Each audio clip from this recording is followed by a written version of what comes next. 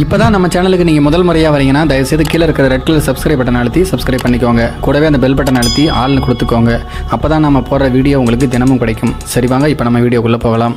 திண்டுக்கல் மாவட்டம் வேடசந்தூர் அருகே எட்டிக்குளத்துப்பட்டி சேர்ந்தவர் 30 வயதான ஆனந்த். ஊர்காவல் படையில் வேலை பார்த்து வந்த இவர் தற்போது தனியார் சோலார் கம்பெனியில் பணிபுரிந்து வருகிறார். இவருக்கும் பாடியூரை சேர்ந்த வீரழகு என்பவருக்கும் கடந்த 3 வருடங்களுக்கு முன்பு திருமணம் நடந்துள்ளது. இவர்களுக்கு குழந்தைகள் இல்லாததால் கணவன் மனைவிக்கு இடையே அடிக்கடி பிரச்சனை ஏற்பட்டு வந்திருக்கிறது. இந்த நிலைமையில்தான் வீரழகு தனியார் பனியன் கம்பெனிக்கு வேலைக்கு சென்றுள்ளார். பின்னர் கடந்த 3 மாதமாக கணவனை விட்டு பெற்றோர் வீட்டில் வசித்து வந்தார். கடந்த சில தினங்களுக்கு முன்பு தன்னுடைய மனைவி வீரழகுவை பார்க்க ஆனந்த் தன்னுடைய மாமனார் வீட்டுக்கு சென்றுள்ளார். ஆனால் வீரழகு வீட்டில் இல்லை என்று சொல்லப்படுகிறது.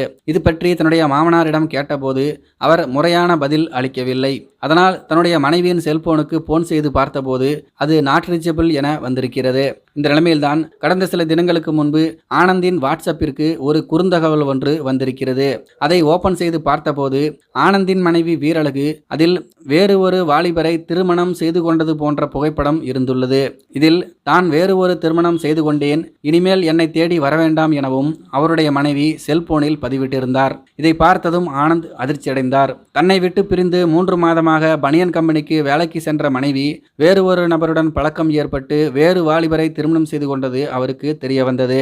இதனை அடுத்து ஆனந்த் வடமதுரை காவல் நிலையத்தில் புகார் அளித்தார். அதில் தன்னுடைய மனைவியை வேறு ஒரு நபருடன் 2வது திருமணம் செய்து கொண்டதாகவும் அவரிடமிருந்து பிரித்து தன்னிடம் அவரை சேர்த்து வைக்க வேண்டும் எனவும் புகார் அளித்திருந்தார்.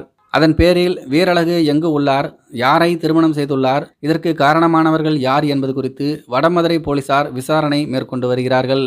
அந்த பொண்ணுக்கு குழந்தைங்க இருந்தாலாவது அந்த குழந்தைக்காக அந்த பொண்ணு வந்து வாழுன்னு சொல்லலாம். இப்போ எப்படி வரும் அந்த பொண்ணு? இந்த காலத்திலலாம் அன்பு பாசம் இதுக்கெல்லாம் மதிப்பே கிடையாதுங்க.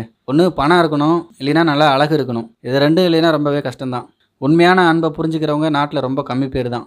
இதை பற்றி உங்களுடைய கருத்துக்கள் என்ன அப்படிங்கிறத கீழே இருக்கிற கம்பாஸில் தெரியப்படுத்துங்க. மேலும் இது போன்ற வீடியோக்களை பார்க்க நம்முடைய சேனலை சப்ஸ்கிரைப் பண்ணிக்கோங்க. நன்றி, வணக்கம்.